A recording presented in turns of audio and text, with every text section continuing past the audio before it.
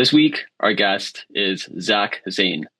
Zak is an AI architect and AI strategist at Orca, helping organizations design and implement real-world artificial intelligence systems. His work focuses on custom AI agent builds, AI roadmaps, intelligent automation, and strategic advisory for companies across some of Alberta's leading industries. He shares insights on the rapidly evolving AI economy and how businesses can prepare for it. Zak is also the host of the Canadian podcast, featuring conversations with innovators and leaders shaping technology and business. Zak founded a group of men from all walks of life and across the nation called mentel.ca, a Canadian initiative dedicated to supporting men's mental health and encouraging honest conversations around well-being. Zak, welcome aboard. It's been a long time coming. We're really happy to have you, man. And we're already starting off with a bit of a laugh, so this is good. How the hell are you? You know what? I'm doing good. It's I don't know about you guys, but doesn't it get busier around this time of the year for many? Yeah, it's like that Christmas rush. It is. Yeah. Have you guys done your shopping or not yet? Well, inevitably, I think my wife largely does that just because if I get sent out into the mall or something and I come back with something, usually there's something wrong with it because it's like I got the wrong specific type of thing, and then it's just going to cause more trouble in terms of making a couple trips out of it instead of one. So, but I love her. She does a great job, and it works. So. Let me put that with a caveat. I do love her. I do respect her. That's not a rule thing. She just does a better job. Yeah. That's like it's like economics. When you learn in business class, it's certain groups and people have specialized skills, and if we trade as a result of that, the economy is more efficient as a result.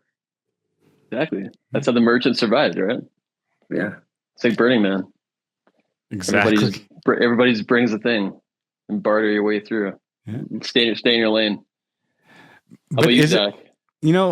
I haven't started yet, but what I always say is focus on your strengths and let your weaknesses go.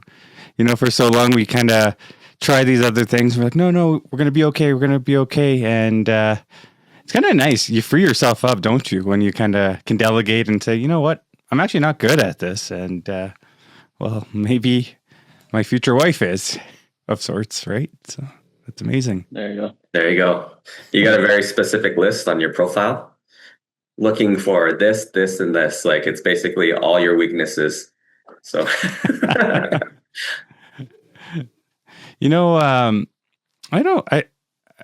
I do, but I've kind of narrowed it down now to kind of what I need to do, and whether it's weaknesses, I just kind of put it aside now, and just double down. There you go. Yeah. Why not? That's funny. That's the way to do it, though. Having people to delegate to, I think, makes a big difference. But to answer your question too about even Christmas shopping, I tend to when I like something, I just get it, and then I just forget it. Right? It's already kind of dealt with. What I find with Celine, she'll like something and then she'll hold on to it in a list to come back to later. So this has happened to us when we were walking around Morocco as well too. I'm like, this is a nice thing. You want it, get it. She's like, oh, we'll look around and we'll come back. We're not coming back this way. It's impossible. So if you like it, you see it, get it, and move on. You know what I mean? Mm. So now I feel like I missed all the sales, and now I got it. Now it's 2 weeks away from Christmas, and I'm celebrating my third Christmas because I've never celebrated Christmas my entire life. But now that I'm married to Celine and her family, we're doing all Christmas things, and they're hardcore on it. So I'm like, shit, I got to be on top of that. You really got to take advantage of those sales, otherwise you get roped in at the end, and I don't know. Got to get hosed, but it's the way it goes. Have you guys watched any Christmas movies this year? I haven't yet. No. How about you? No. I watched one last year, 2 years ago, and I've actually fallen in love with it. It's called Christmas Vacation. Okay. That's a good one. Yeah. We grew up with the ones like Home Alone and such, right? So those are the classics. Yeah. Our boys like Home Alone, and it's we can't watch it all the time every year. It just gets a little much. But that's always a classic. Zak, do you celebrate Christmas? I do these days. Yeah. Yeah, you got the tree and all that. I have a little mini tree. Yeah. Yeah, you chop it down yourself, or is it just the plastic ones you pop Just up? a plastic one from Amazon, and then you can get some ornaments for it and decorate it, Yeah, put some lights around it. Just sits on a coffee table. So it's been handy. Yeah. there you go. Yeah. I've had it in the past, and I've actually gone to the Yukon in 2015, 2017 or something like that, and chopped a tree out there for Christmas. That was a cool experience. That's a long way to impress someone. It didn't really work out that well. I will get you the finest tree. Yeah. I'm going to the Yukon to get it. And I'm only going to use a butter knife. Exactly. Well, they were from the Yukon. Oh, nice. There you go. So you were visiting them I out was there. visiting them. Yeah. Ah, cool. Right on. You on like international dating sites? Like, how do you get someone from the Yukon? The range on, you just put it all the way Canada wide, see where it takes you? I think so. The range at the time. Yeah. Just like the world. The world is your oyster. Yeah. Why not, right? Think positive. 100%. Was there like 9 billion people in the world or something? So I don't know. Your chances that are many pretty now? good. Wow. That's insane that the world's just like exploding as well too with that many people. We can get pretty philosophical on this as well too. But Zach, let's go back. Let's kind of focus on you here. I've known you for a few years, but I'm going to ask you this question, and maybe it'll surprise me. Where are you from originally? Like, were you born in Calgary? And if so, tell us about like your earliest childhood memories. If not, still tell us about that as well too. Like, but what's your origin story? Sure. So is this live? Oh yeah, It is? Okay. So there's no editing after. There actually is. depends on what you say. Okay. Yeah. Okay. So no F-bombs. Okay. No, it's come as you are. If you want to, I'll help you out. I'll say fuck for you if you want. Like, All right. So I was born in Tanzania, Dar es Salaam, in '89. Came to Calgary at 4 months old. Mom brought me here, and it's been a journey though to kind of learn how the trails are. And I obviously, Hafiz, a couple of we're actually family from a distance, aren't we? Through marriage, in some ways, on my dad's side. probably. I don't know. I think we are somewhere. You guys got to map it out. You got to get the whole like family tree thing. Yeah, I'm sure somewhere we are. Yeah. So my mom was 21 years old when she brought me to Canada, and it's been a journey, personal growth journey, and I think there's different layers, right, where you start realizing, who are you really? And I think identity was a big one for me for a long time. Just couldn't figure out my path, and just like many guys, we think we got it until we don't, and then you have those wake up calls, right? And I don't think there's one. I think there's just constantly different layers of that, right? And it's almost like you're playing Super Mario, and you keep going to leveling up, right? And there's different challenges, and those vine traps are coming out, and the turtles are around, and you got to dodge things. and I think that's the journey of life. But another part is I have never been back home to East Africa, to Tanzania. I do want to go back. I asked my mom's brother, he lives in Toronto, and I asked him, hey, where did you guys grow up, and what did it look like?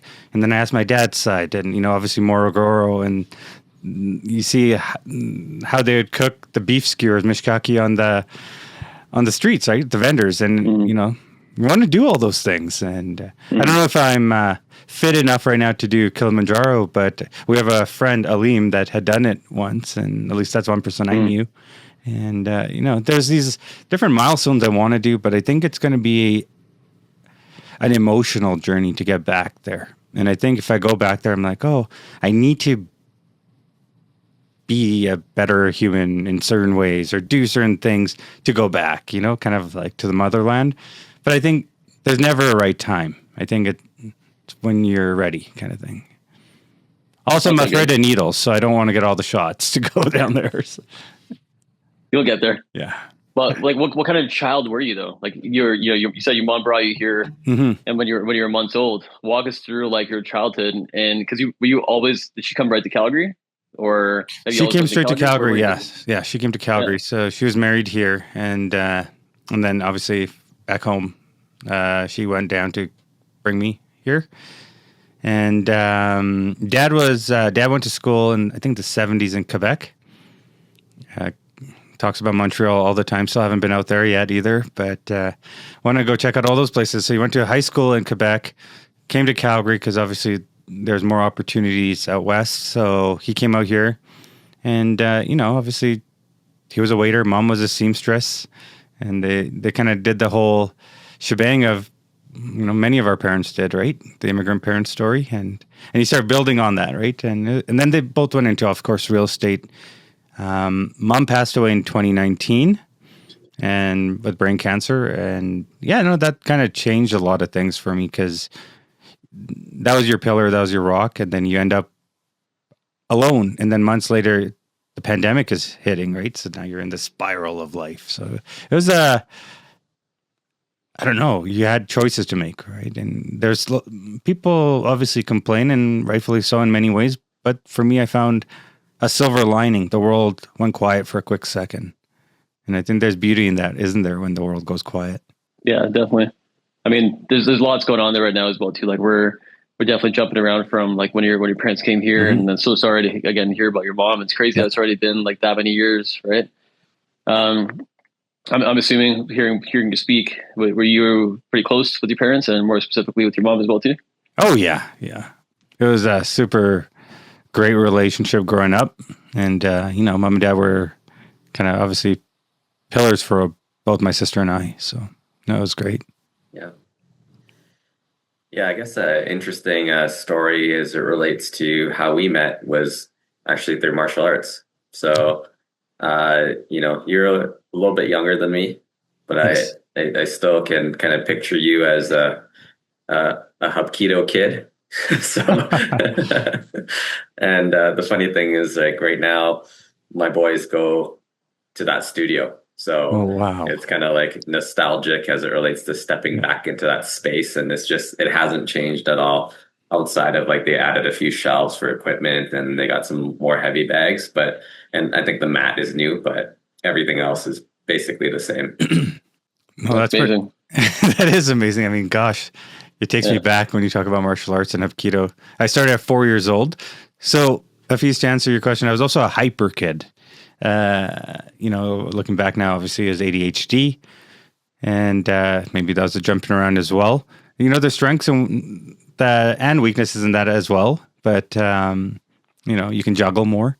But I was a hyper kid, and mom and dad had gone to a psychologist at the time when I was around 4, and they said, "Well, we can put him on Ritalin," and they tried that, and it didn't end up benefiting me because my mom and dad said, "Well, that's not who my son really is. Like, it takes away from your personality in some ways." So they recommended, hey, maybe he needs to be in a sport of sorts to kind of get that energy out. And I think, Gilbert, you could say I was a bit of a wild guy out there too in martial arts days, but from what you can remember. But you know what? It taught us so much, right? Certain things obviously you can't do as much anymore with the medicine stick and all that.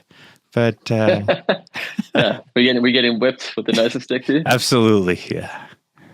Yeah, it's a different time now. And, Oh yeah. talking to the masters there is just like, yeah, they self-admitted that it's a different time. But I'm glad that we kind of had that exposure at the time that we did, just certainly toughened us up. But, you know, yeah, it just wouldn't fly today. I should say that. No, it definitely wouldn't. Obviously, we won't have to get into too many of the details because definitely have respect for Hapkido and all that. But Gilbert, would you if it was allowed today? Would you be okay with that for your children, being a dad today? I think to a certain degree, yes. Um, but I guess inevitably within reason. So Yeah. uh, that's just like a broad answer, though. But I think I certainly would be okay and comfortable with some of the practices that they had going on back in the day. Um, but yeah, it's just a different time, right? So, and I think society has evolved and matured in various areas, Mm-hmm. but there's value in the certain traditions, just to say that, right? So Mhm. Yeah, martial arts teaches you so much. Like I didn't finish my black belt or even come near it like you did, Gilbert. But Zach, did you end up finishing and getting your black belt as well too? No, No. no. How long were you in Aikido for? Oh, And how far did you go? where did I go to? Blue belt. Blue belt. Okay, so you're Yeah. up there, Yeah. that's right? pretty That's a good. Yeah, that's and pretty then high. there's was it red stripe? I think that's where I got to red stripe. Yeah, Yeah. and then it was red belt, black stripe, and then black belt. Yeah, I still think I Okay, should go back some days, but we'll see. That was an Aikido, so there you go. yeah. So did you said when you were a hyper child, your parents found an outlet for you with this? Did you find a difference then in yourself? Like you said, you were a wild child out there. Yeah, But what do you remember about Aikido and like what did it bring to you going out of it? I think I think it was confidence too, right? It's not oh you can go fight anybody. It was more self discipline, and I think that's what we learned is how to control some of your thoughts because some people can't control anger, can't control certain emotions. For the most part, it was the anger part, and I was not an angry kid, but more just get that channel energy. We have different energies, so that's kind of where I was able to burn off all that excess. And I think ADHD kids, they have also just imaginations and creativity, right? This bursts of it, and you had nowhere to put it at the time. So obviously, I did I painted a lot and just doodled around a lot, and so I have this picture right here that I'll send you guys. It's when it was summer of '95. It says so. I love killer whales. It's a weird thing of my jam, and yeah, and it's just a free willy picture I would draw with whiteout and all this that it's framed right here. But it was one of those things, right? Just doodling around was like my escape. It was a canvas, so I'd get home and color and draw whatever it was. I mean, probably obviously not the best drawings, but it was just something. Yeah. Mm-hmm. Yeah, no, it's important to have those outlets. I used to love drawing as a kid as well too. Yeah. I could definitely say that was one of my outlets. My dream growing up was to like work for Disney, and I had a couple of friends that were like incredible drawers. Like they would be one guy. He was actually smiling as well too. Habib. He was like he could draw like Mortal Kombat scenes Oh from the wow. game, just from like his head. But they were so realistic and they were so sick. They were so nice. And then I had another buddy named Jeff, and he would draw like Disney characters, but again, just from his head and create new ones or Wow. whatever. And here I am just kind of tracing their stuff. Yeah. But it was like it's still pretty cool though, because like Oh, for sure. I can definitely value imagination and just some of the creativity that some people have and the outlet Yeah. that it can provide, right? But that's pretty cool. So you were a creative kid. You have this outlet. What kind of student were you growing up? Were you into it or? Uh, not always, just it was a hit or miss. There were certain times where it took some time to kind of adjust my sails, and but you fly by, right? And you try and get through it, and you find your path. And I don't know, you sometimes had to do a summer school to catch up on certain things, and obviously in moments you felt like a failure, but then you find ways to turn things around, right? So there's always I don't know. I think what I've realized in life today is like there is light at the end of a tunnel on all realms, right? So yeah. yeah. Yeah, I guess, we'll get to this, but effectively now, like content creation is a form of expressing your creativity, right? And obviously you're heavily involved in that. And even this podcast itself, Mhm. I find that it allows for some outlet for me personally in terms of like creativity and creating content. So I certainly feel that there's a benefit to that, especially like the world of tomorrow, just with technology and where it's headed. I feel that there is like value as it relates to problem solving, critical thinking, creativity, thinking outside the box, and there should be more avenues for people and young people, especially to express themselves, right? Absolutely. Mm-hmm. Yeah, that's a good point, Gil, for sure. Like today, we're really mass consumers of content, Yeah. and it's kind of hitting you at every single level. Whether it's through social media or books or TV or whatever. I actually had a conversation about this with Celine the other day as well too, because remember growing up, everybody would kind of be watching the same thing. Like you come to school and everybody would, because you had like 15 channels to choose from, so you'd see the same thing and you could have discussions about it Mm-hmm. now. But now everyone's got like access to like a million shows, and everyone's so individualistic that you're watching kind of whatever, unless you're watching like top 10 lists on Netflix or Yeah. whatever. It's hard to kind of connect with people because everyone's got their such different interests. So you almost find your crowd online through these channels, Yeah. fan groups or whatever. But it's far and few between to find actually a real genuine connection based on a real thing today, I find. Um, but when you're creating the content, you're kind of attracting that then as well too, and then bringing people towards you. So Zach, for you, like you've been creating content, but walk us through your journey about creating content, because that's a good Sure. segue, Gil. But you talk about your creativity, and when did you start creating content? And Mm-hmm. first of all, tell us what you do today, anyways, and then how did you get to this point? For sure. So today I'm focused more on obviously content creation, but AI automations and AI agents. Been really busy with that stuff, and obviously it's tedious. It's moving at a speed that I think I'm a little concerned about because I definitely have got a few more gray hairs this year because of it. So we can get into that stuff. But in terms of the content creation, so that started around probably 2011. So it started in 2011 when I think at the time, 2011, 2012, there was only Twitter at the time. There was no Instagram at the time. There was Facebook, but Twitter was where content was being distributed. So started there, and was really kind of just promoting restaurants and their deals and such like that. So that's kind of where I started. Obviously, in around 2014, Instagram kind of kicked off. If I'm not mistaken, that was the year. And then started just kind of developing different channels based on different locations, regions, niches of topics. And obviously some of them have become dormant over time, but they're still around if needed. And then I've just kind of seen this whole game evolve over time. I mean, we're getting to a point, it's December 8th, 2025, and we're seeing quite a bit of AI generated content. Obviously, I've been playing around in that space to learn how to utilize it. But I don't know about you guys, but do you see it on your algorithms now? Some AI content pop up and you're like, oh, that's AI. Oh, all the time. 100%. Yeah. But also it's hard to see now what's what as well too, which is super Right. scary. So can you imagine a year from now what it's going to be like, our social media? And I was talking to someone about this recently. I think there will be a shift and I think we're already seeing it. I mean, I'm kind of getting that social media fatigue, or I've been on there too long. But if we're only looking at AI generated content or curated content that's perfectly aligned for our algorithms, well, what are we really seeing anymore, right? So I think people are going to start going back to those offline clubs or whatever, like these kind of conversations, because you can't fabricate this. This is raw. It's real.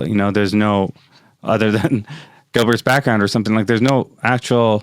What do you mean? That's real. Yeah, I love it. It actually is so good. I can throw a ball down the hall. That is so cool. Yeah, Right. but you're right though. It is really annoying almost seeing the content that we see. And have you guys ever read the book called Hooked? No.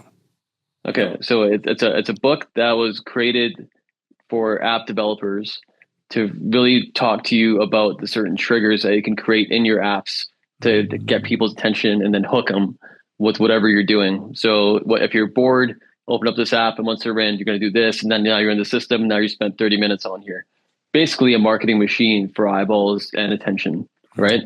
And it's fascinating, the psychology of us trying to pick up different things on social media or different apps or whatever.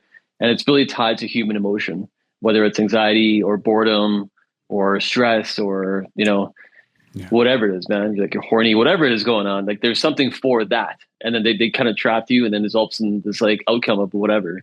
But to your point about maybe taking a step back of social media, it very is addictive. Like I find myself picking up my phone often, and if it's not near me, fine. But if it's near me by my bed, first thing I do when I wake up, even though I know I shouldn't. Celine told me this morning, she's like, "You're like optimizing your email every morning. I hate random emails, so I'll just like get it to like zero as close as Yeah. possible, and then I'm on Instagram really quick, and then I click on my LinkedIn, and she's like, "What the hell are you doing?" I'm like, "I don't know," you know. So it's Muscle kind of this memory. mess.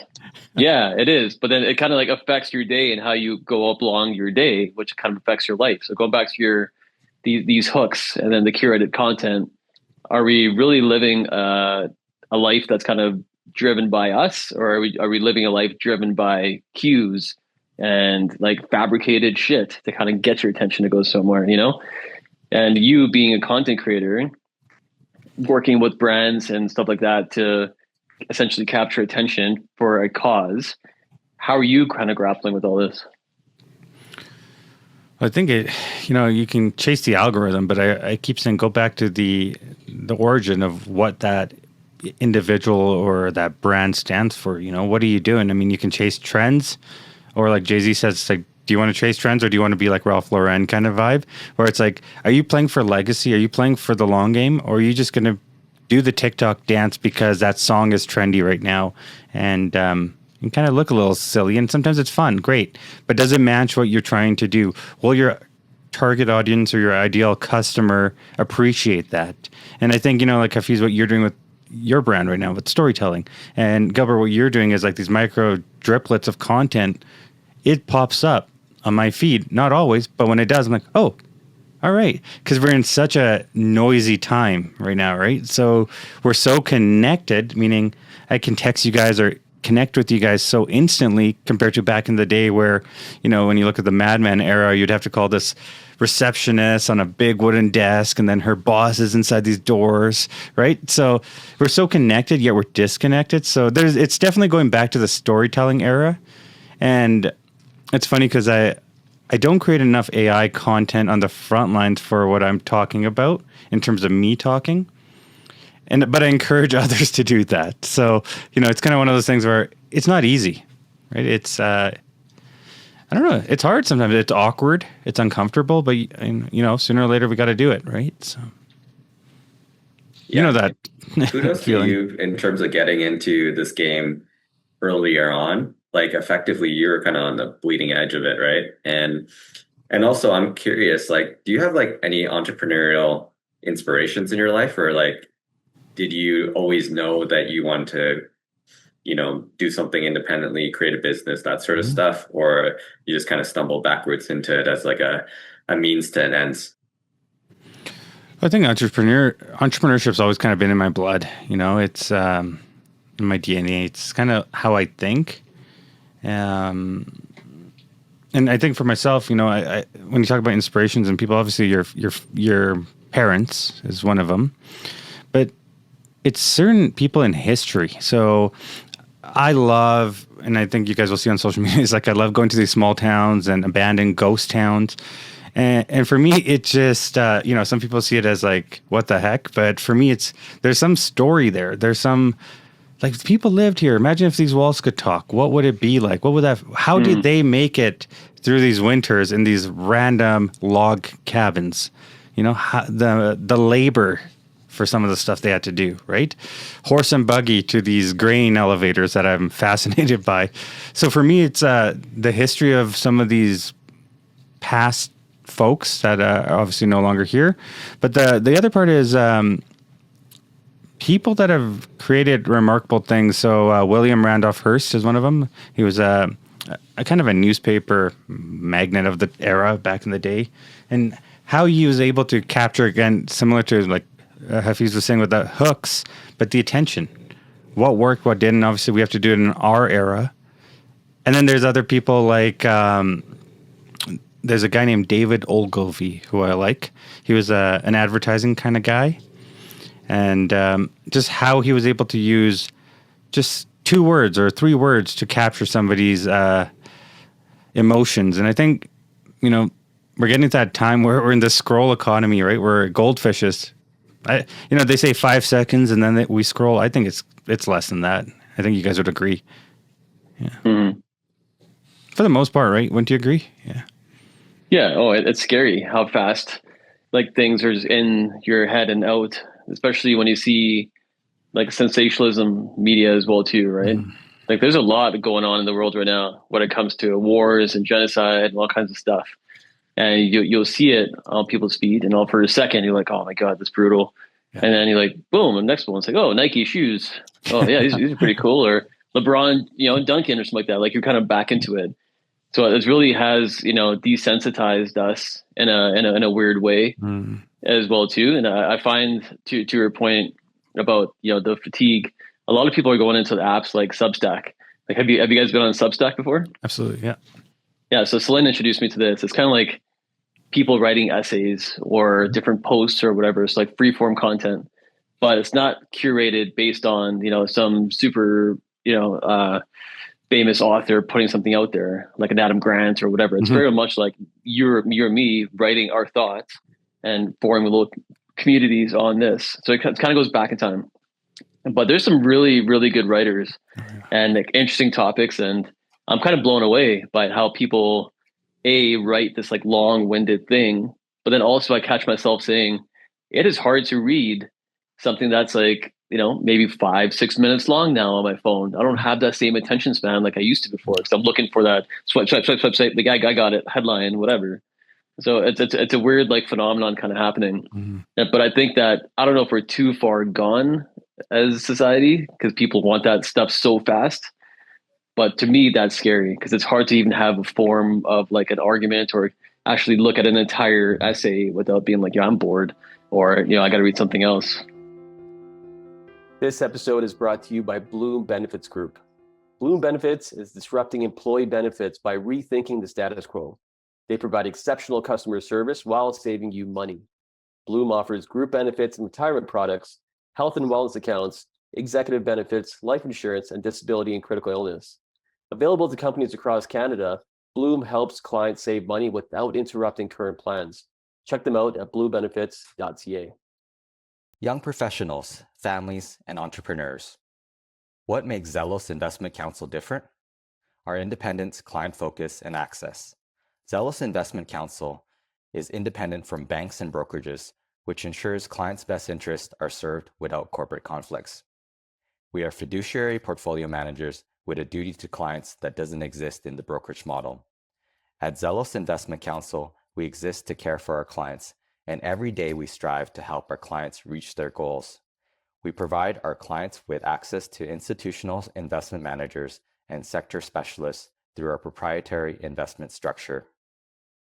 For more information, book your no obligation meeting today at zelosglobal.com. That's www.zelosglobal.com.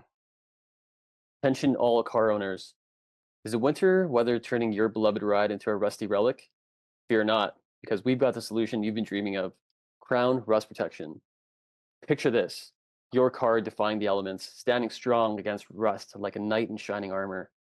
Crown Rust Protection is not just a shield, it's an investment in the longevity and resale value of your vehicle. Don't let rust take the wheel. Book your Crown Rust Protection treatment today and let your car embrace its inner superhero. Call now at 403-291-1951 or book your appointment at www.krown.com. Our skilled technicians are ready to give your car the VIP treatment it deserves. Crown Rust Protection, because your car deserves to age like fine wine, not rusty vinegar. Today's episode is brought to you by Motive, a leading venture builder with over a decade of experience helping corporates and startups build, launch, and scale successful business ventures. Whether you're looking to innovate your business model, develop a game-changing product, or craft a winning go-to-market strategy, Motive is with you every step of the way. Their proven venture building process and technologies help reduce risks and accelerate time to market. Innovation is everywhere. Let's harness it together. Visit motive.digital to learn more. That's Motive spelled M-O-T-I-V. So what's the fix there? Is it just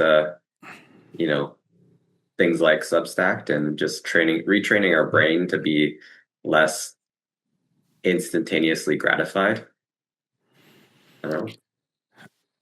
I think so. I mean, I'm seeing it. I think we're going back. I mean, even my own personal life, I'll say is, I'm reading more. I'm really going through these books and slowing down because it's just too fast, and again, if someone's in social media and AI, you don't want to always read about that. You just want to enjoy something else, like something from the past, something comforting, nostalgic, something. It's bizarre because, obviously I'm not from the prairies in terms of I'm not a farmer or a rancher, but I don't know where this bizarre interest came from. I just love trains and CP rail and all these things, the history about, and I don't know where it came from. That part I'm still trying to figure it out, but it just calms me down and it slows me down. But so I do use Substack and I enjoy it. There's some great reads on there, but sooner or later, how much of Substack reads are going to be AI generated? Well, if not already. Right? So yes, yeah. The thoughts of are our own, but the prompting has to be done, obviously, to get it out there. Because people, especially writers these days, are feeling, it'll take me a year to write this beautiful piece, but some guy will write it in, 2 minutes?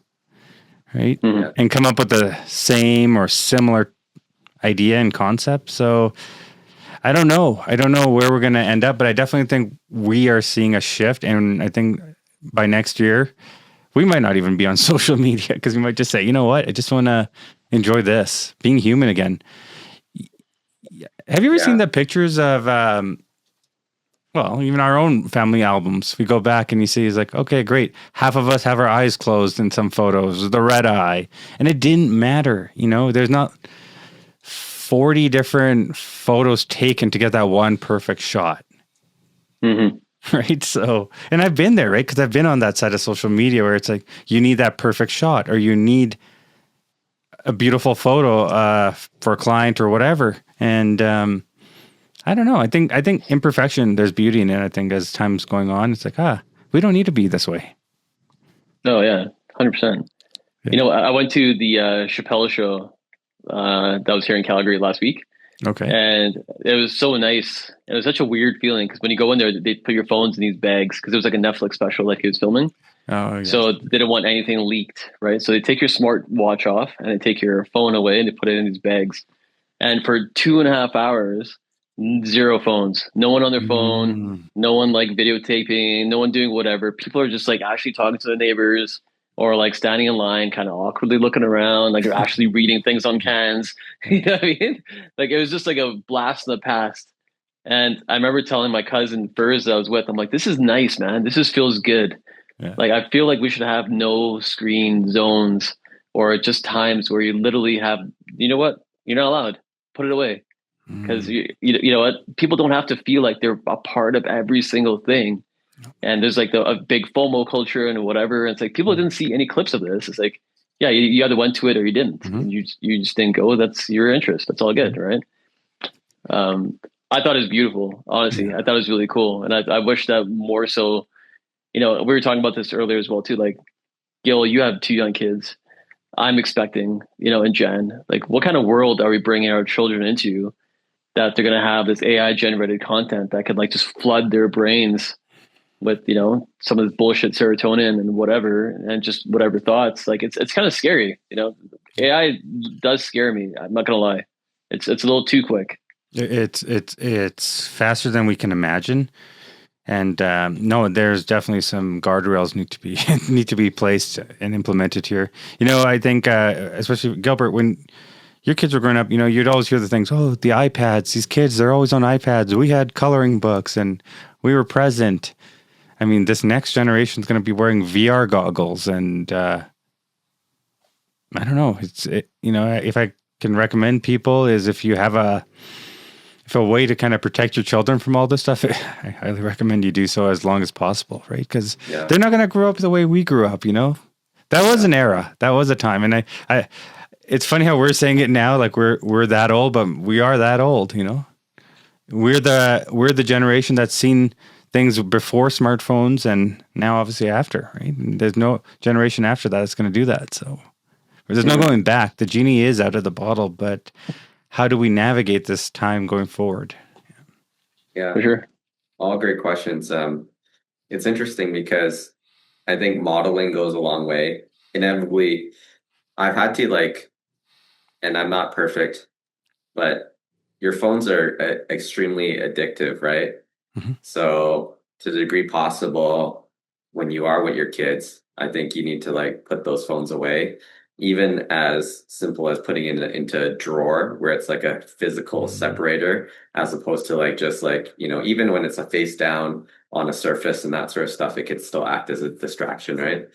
So I'm trying to do more of that, again, imperfectly, but there are certain cues where if a child is looking at you and you're looking at their phone, what does that communicate to that child in terms of the content on your phone is more important than they are, and especially at a younger age, right? Where, I think seen examples of it where uh, a new parent might be in the mall and their child is clamoring for their attention, and then they're on their phone, where especially when you're a young kid, your parents are the source of safety and stability.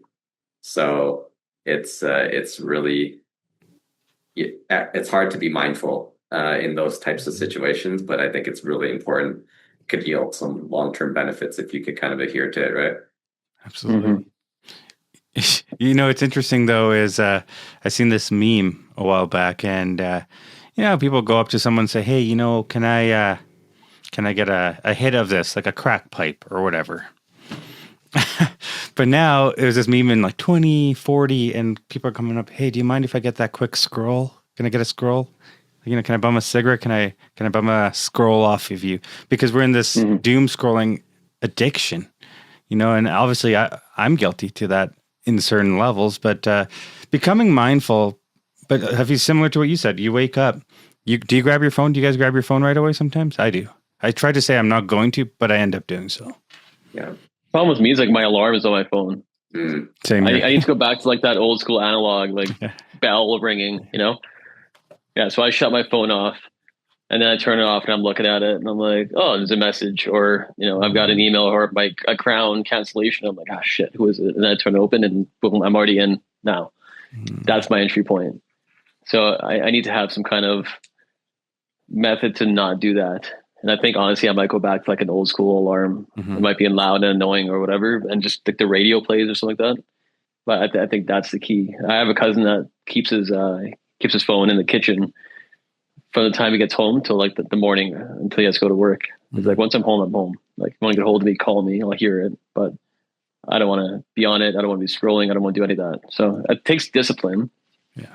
And I think being okay with now, and I don't know, sometimes it's being alone with your thoughts is a scary place as well too, right? Which is why those triggers and the hooks kind of get you back in, because life itself is just one of those things that I feel like people don't have the same time or they don't give themselves time to be bored or think or whatever, because they're just occupied now with the thing. The moment we feel bored, it's boom, on your phone.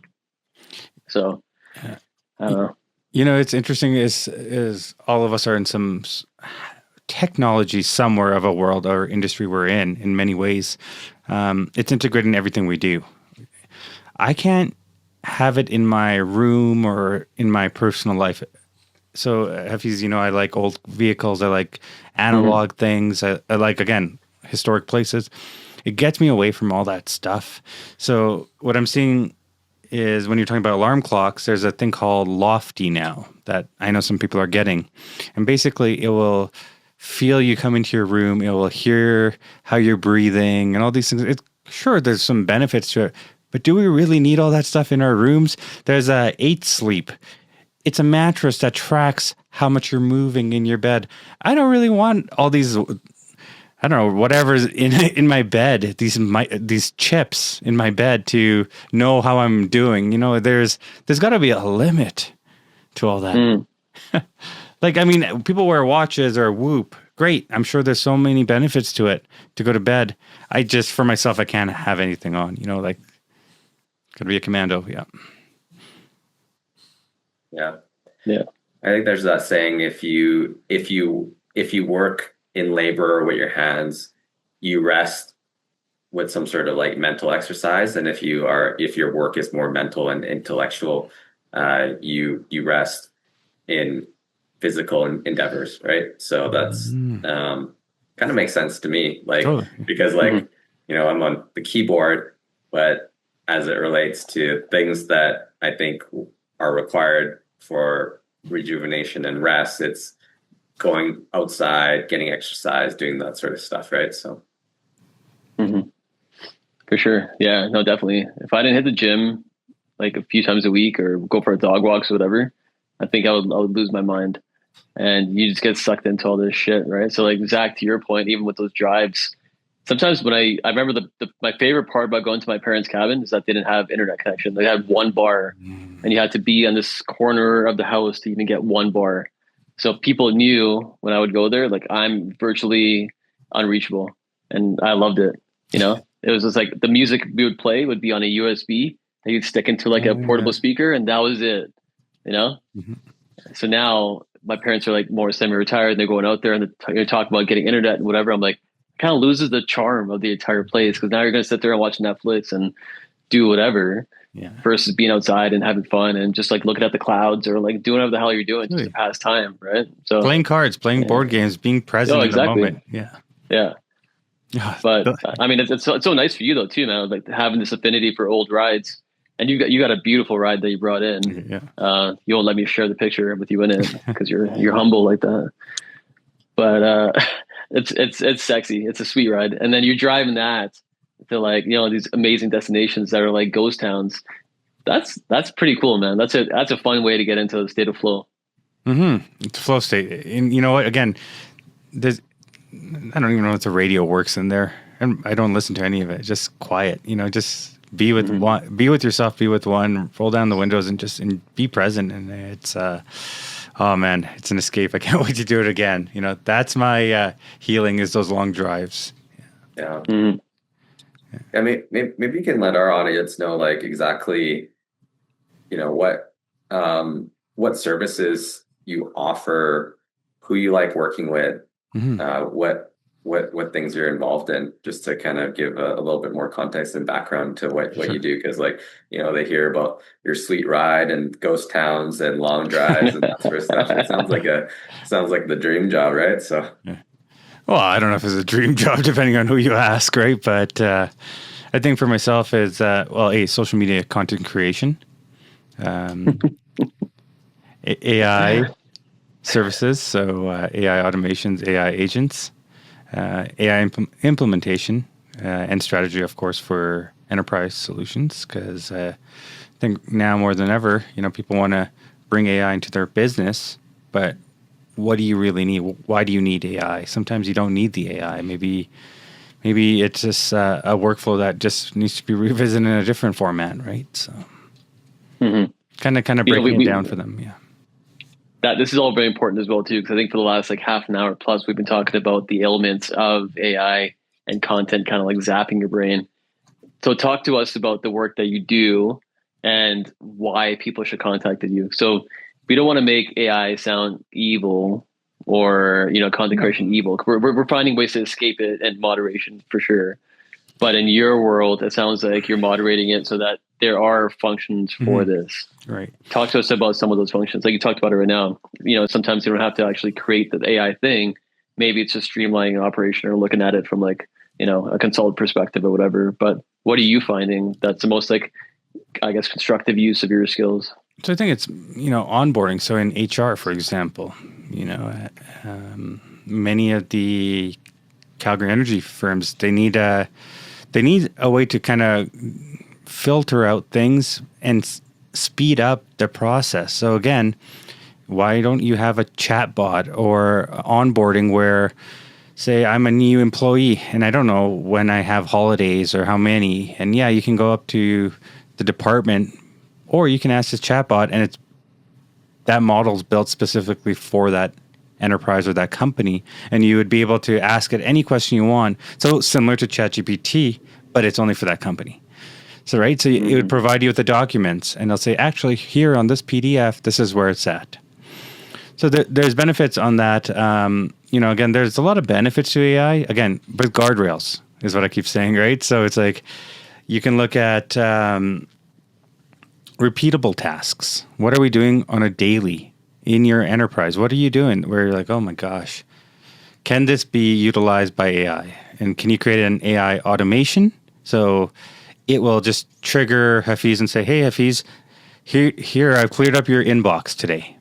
Actually, there's an AI software that you should check out. It's called Flixer or Flyer AI. I'll send it to you.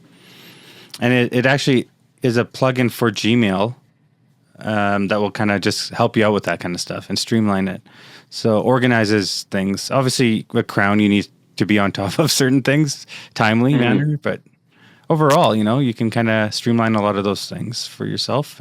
Summaries, that's a great way to do things. We're going to go in a world where it's going to get faster, right? Things are just, we just talk about, 9 billion people? How do we navigate this, right? So you hear the word like, oh, AI is evil or AI is going to take away jobs. But I think, and it's cliche to say this, but it's the person that knows how to use AI is the one that will actually kind of prevail moving forward in a time.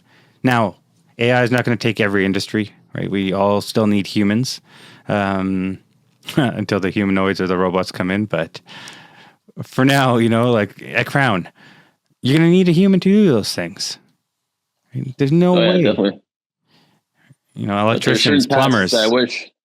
I will say, like at Crown as well too. Like I have my spiel, and I take 30 to 40 calls a day, and it's the same spiel over and over again. I keep on saying, I need like an AI bot for this.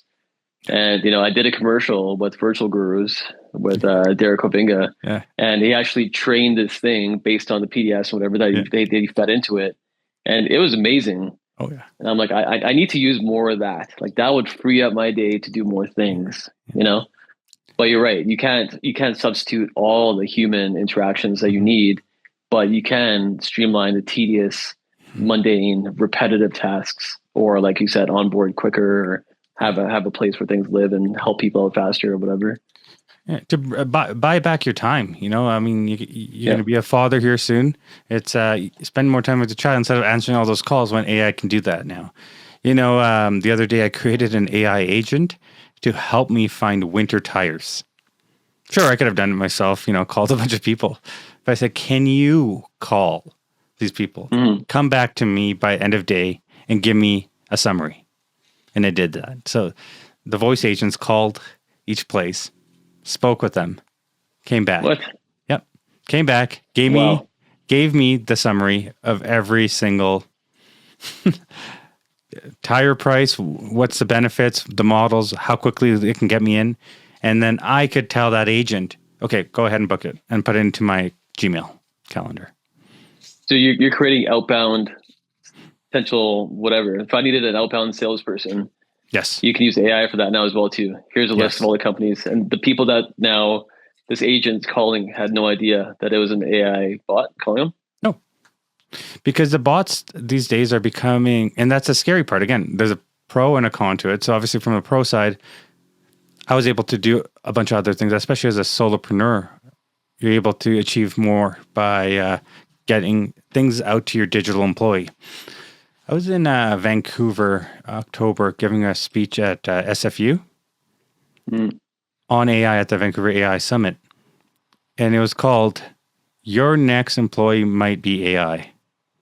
And obviously, it ruffled a few feathers in that keynote, but at the same time, it opened up the conversation. It is going to happen. These agents are going to come in. I can't hire an outbound person or an assistant at times. Well, guess what? This AI agent can do it at a fraction of a cost, as much as people don't like to hear that. It's a reality, Mm-hmm. And again, people get upset. It's going to take away jobs. Okay, yes, in many cases there are. A lot of, Gilbert, we talked about it, the junior analysts. You come out of school, well, now what? Right? I think we saw, oh gosh, it was just recently, Accenture. If I'm not mistaken, 2,000 jobs They let go because AI will take care of it. And again, the humans are going to need to upskill, I think, more or less, and start learning to use it, implementing it. And that's kind of where I've come in also on that consultation, strategy, implementation is let's do these workshops. Let's start and have the conversations, you know, because you don't need a person that's super technical in the IT where the decision makers have no clue what you're talking about. There's got to be that bridge. And I think that's kind of where I land, is to help someone understand how to do this, because someone started talking to me in too much of an IT lingo, it just over my head. Right? Mm-hmm. It's like my grandma thinks I'm Elon Musk when I need to plug in the HDMI cord for her, right? Because she's just like, oh, wow. Like, you're a genius. My TV wasn't working for a week. Right? It's true, right? I feel like that every single time I set up this podcast successfully. I'm like, I'm a genius. Yeah. It's pretty good. I'm with you. It's a lot. There's a lot of buttons to press. Yeah. Yeah. It's so good. Zach, like the world's getting kind of crazy, man. And you've talked about, you know, what you do to keep yourself in a good state, mm-hmm. to kind of turn it off. And we're talking about like guardrails for people and stuff like that as well too. What scares you? Is there anything that scares you? Yeah. So I have she turned 1 in August, a 1-year-old niece. And I get worried about the kiddos, you know, with where the world's heading, especially with AI cloning, voiceovers. They can do a lot of damage. There's a lot of good people in this world, and I like obviously to look that way, but you know, none of us are naive here. There is a dark side to this world. An ex-Google CEO talked about something that kind of spooked me as well. You know, how we have these large language models like ChatGPT or Claude or whatever to the public. There's other models that people don't know that are on the dark web that are really messed up. I mean, are you okay if I share one of the examples? It's not gruesome, but... Sure, yeah. No, go for it. So the next Google CEO was talking about if I'll use this example, like a tower. And what you can do is ask AI, how many people are in this tower? Where is a place I can put something where at this hour or this time that will create the biggest damage in that building? That's scary to me. Mm-hmm. So around this area at this time, there's going to be a bunch of people in this corner. Great. Like there's darkness out there, right? That can do some stuff. And obviously I'll leave it to others and the listeners' imaginations what I'm talking about. But yeah. Mm-hmm. As a brown guy, I don't want to talk about that stuff, but you know. Inevitably, tools have always been there. This is just like a very powerful tool that is available to humans now, right? And inevitably, evil things that are executed by people happen. It's always happened, but now it's everyone has democratized access to intelligence, and what they do with that intelligence is really up to them, right? So, well, knowledge is cheap too. That's the other thing. You know, that's sooner or later. Okay, say 15 years from now. You know, we all learned how to use a keyboard. We all learned how to use an iPhone. Everyone's going to know how to use AI for the most part. I'm talking about in the Western society specifically. Okay, great. Now what? Now what's next? What do we do? You know, when there's no purpose, we get into trouble. When you have purpose and you're not bored and you feel like you're bringing some value to society in whatever realm, you feel uplifted, you feel positive. What are human beings going to do when all of these tasks are agentic? And right now, I had to tell the AI about all these things and what to do and such, and develop the prompts to create this agent of sort that I talked to you about, the voice one. Sooner or later, that voice one's going to create its own, because that's agentic AI, you know, and that's where we're headed. They won't need me. Now what? And, We're getting to that place where, yeah, our algorithms are tailored towards whatever we want. Now that AI is going to come in, it's going to show us things that are just going to put us in these echo chambers and further down these rabbit holes that I feel like we're already in. You look at it from a political realm. If you're interested on one side, that's all you're going to see. And you'll start agreeing with it. And you don't see the other side. You don't want to see the other side, right? So we're seeing that right now. But now imagine with AI in the mix, it's going to double down. Right? So it's going to get interesting. I mean, I think syndication is going to change. That's another thing that I'm worried about. The news. How do we know what's real, what's not? I mean, you already right now you can create a WordPress website or whatever website so quickly. Now you can obviously auto blog it or put it on an agent to go scrape articles that are out there, which is great. It's fine. I mean, that's curating content that's already been out there. But is it changing it based on what I only want to see? So if I'm on this side, oh wow, give me a thumbs up. I saw the emoji right there. But yeah, I mean, see, like. Yeah. Was that you guys that put a thumbs up, or somebody did? No. See, maybe that's I'll do it now. Yeah, maybe that was the Zoom meeting. Zoom AI. Give me a thumbs up to that one. Dude, I'm feeling like it is so pervasive, and all these updates are happening without even me wanting them as well too. Like I see it on my WhatsApp now. Mm-hmm. It'll give me a summary of that person's message to me. I'm like, I didn't ask for this. Like I can read the message. Mm-hmm. But on my thing, it says, Zach says so and so and so. I'm like, what the hell is going on, man? I didn't ask for that. And these updates are just way too intense. I literally want to go back to like a flip phone. I miss the days of just playing like Brick Breaker on my on my BlackBerry, and that's it. You know what I mean? But it is wild times. But you know what? I think we can go down the rabbit hole of the ups and downs of AI all day, because it is a scary thought. I'm actually glad we're having this conversation. No, and absolutely. Because it's something we don't talk about it enough, because it's just happening to us. Yeah. But it's our time, right? Step back. Yeah.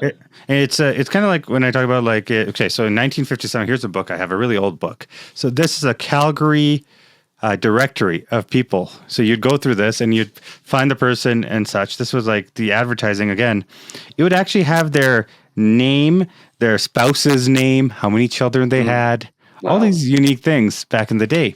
Obviously, privacy has changed from that era. We hear about things like, I used to leave my front door open. No one would ever come in. It was always unlocked. You can't do that today. You can't even leave a shovel outside. Someone's going to take it.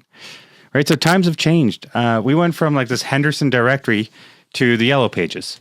Then we went from the Yellow Pages to Google. We'd Google everything. Now from Google, we say, ask ChatGPT. Just ChatGPT it.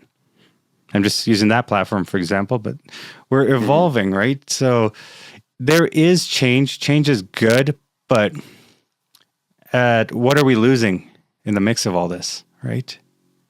Well, you're losing autonomy. You're losing critical thinking. You're losing the foresight or the ability to even do pseudo mundane tasks without feeling bored or insignificant. Yeah. It is wild how fast it's changing. You know what? Sometimes I don't use Siri that often, but even yesterday I had a question for Celine. I'm like, I wonder how many people live in this place. I'm like, hey Siri, how many people live here? And it's like, do you want me to use ChatGPT? It's like, well, no, I wanted to ask you, but I guess, yeah, if that's what you prefer, sure. And the agent now is my Siri, essentially. They're using ChatGPT, which is kind of crazy, right? Mm-hmm. I don't like it. This is scaring me, all this. A couple of the projects I'm working on, one of them is, it's called Folkly AI. So like folks, like from a heritage and history preservation side. So I go to these small towns, or we go walk down Stephen Avenue. Great. You'll see a little plaque there about the building. But I want to know what it felt like. I want to learn. So remember there's Pokemon Go with AR? Mm-hmm. I want to put my phone up there and I want to see. And I want it, based on the facts about this building, to talk to me and I can ask it questions. So that's where that model will come in. So if I could go to an abandoned town, I'll say, where was this grain elevator that's no longer here? So you could hover over and it would show you the site. And then it'll say, actually, this is what it was like based on the history and heritage of that society. So that's where AI, I think, can change museums. I think they have a outdated system in terms of archiving when you're trying to find something. So, that's where I think AI can help with semantic cues and such like that. And then on the other side, there's bylaw AI is another thing I've been trying to work on. Again, it's in the works, but basically, if you want to know what our city's up to right now, so say Marta Loop, all that traffic, all those construction that's going on there for years. I don't know, is it done? Is it not? Where are we at? If I'm a resident there, the city of Calgary always has meetings and they always have minutes. They're uploaded at whatever weekly on their website. Who goes on there to look at these pages on pages? What if that could be an LLM, like a model, and then there's graphs, and it could tell you, hey, where are we at today?